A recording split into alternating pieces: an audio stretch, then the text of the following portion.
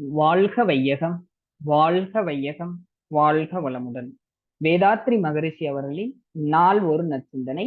நாள் மே 11. தலைப்பு உளப்பயிற்சி. பருவமழை பொழிகிறது, ஆற்றில் வெள்ளம் பெருக்கெடுத்தோடுகிறது. வெள்ளம் அதிகமாக இருந்தால் விளை நிலங்களில் பரவி பயிர்களை அழித்துவிடும். ஆற்று வெள்ளம் கரை புரண்டால் ஊர்களிலே பாய்ந்து வீடுகளை மூழ்கடித்து விடும்.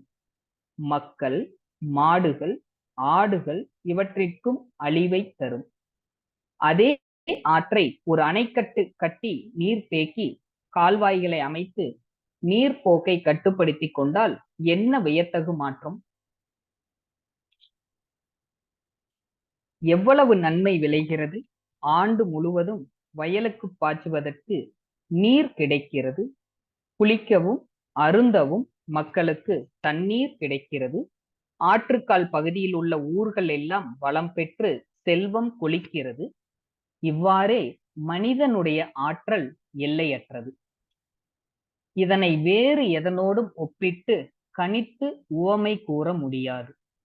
மனிதனிடம் அடங்கியுள்ள ஆற்றல் அத்தகைய பெருமை உடையது. இயற்கையின் பெருநிதியாகும் அது.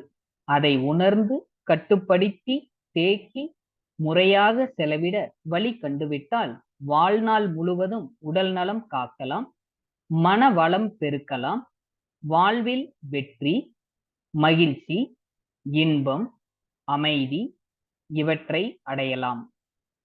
இவ்வாறு ஒழுங்குபடுத்தப்பட்ட மனிதனுடைய ஆற்றல் அவன் குடும்பத்திற்கும் சமுதாயத்திற்கும் வளம் பெருகும் ஊற்றாக அமையும்.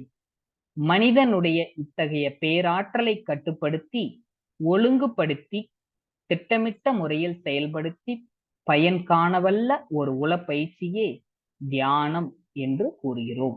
வாழ்க வளமுடன். வாழ்க